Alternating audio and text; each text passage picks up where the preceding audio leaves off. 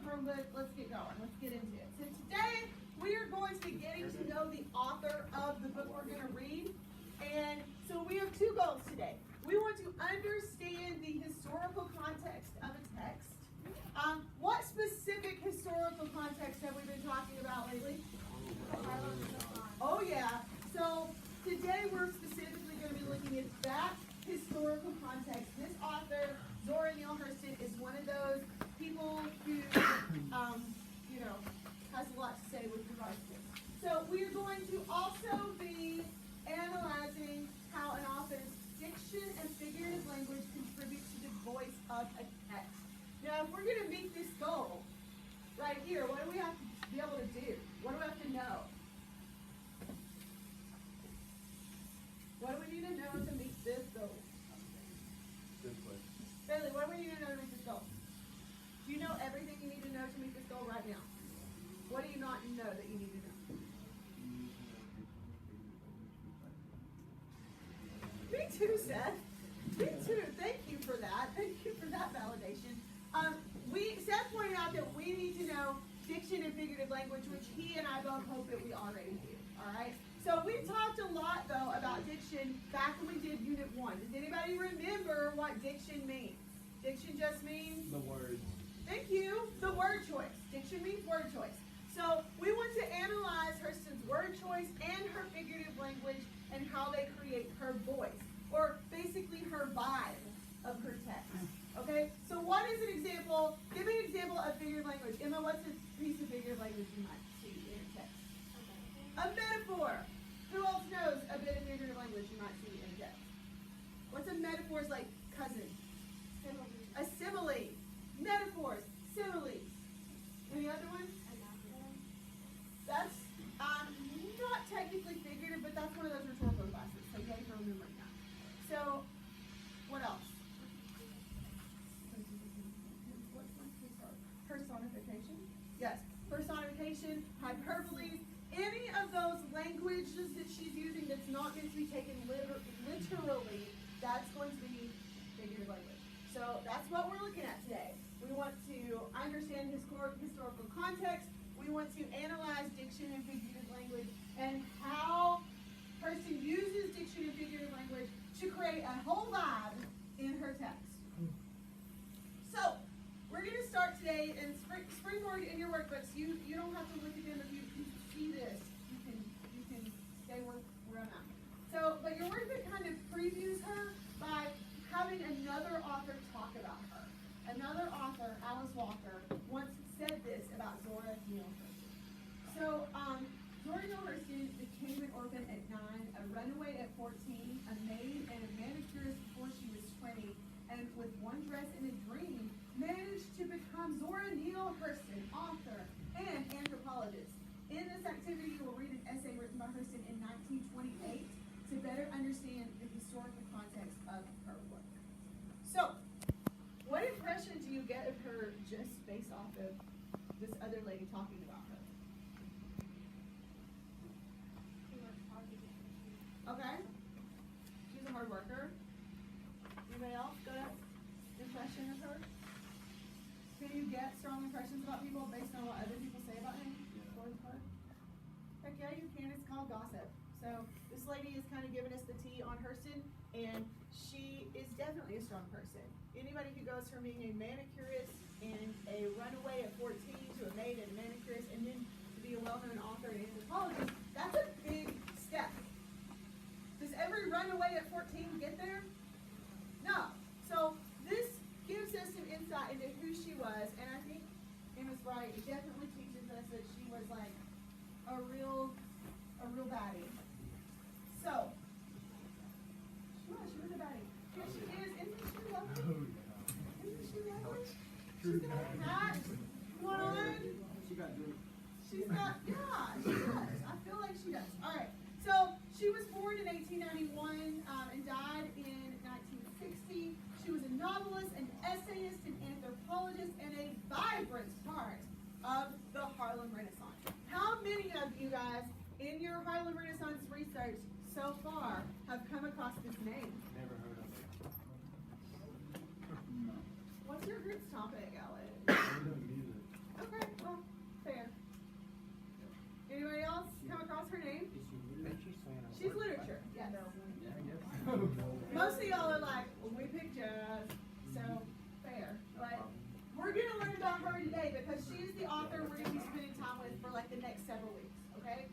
today's focus is going to be all about her, and we're going to start by reading a short piece that she did. So, let's all open our workbooks to page 518.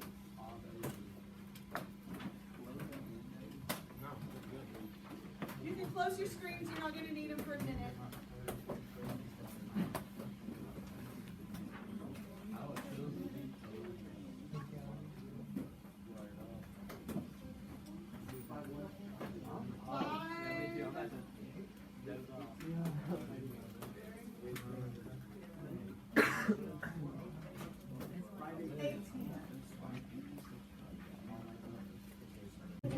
You don't know anything you just read. So while we read, please underline words and phrases that the author uses to describe herself. Jot down questions we have. Circle unknown words and phrases. Try to determine the meaning of words. And guys, I would say make special notes of any of what two things. What's our goal?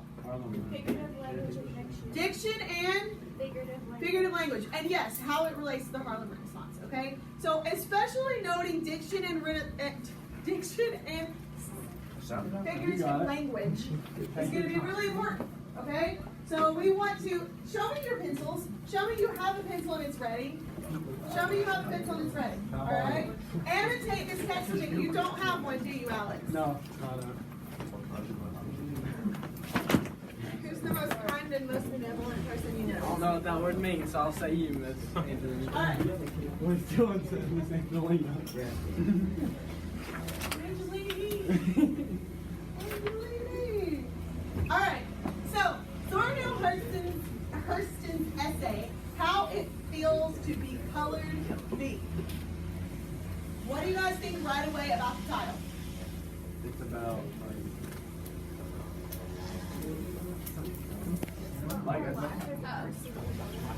What, Jada? What do you think about, what does this title say to you? that she's going to become valedictorian. Okay. Right away, she's going to be writing about her experience as probably a black woman, right? And was that a common theme of literature in the Harlem Renaissance? Yeah? Yeah.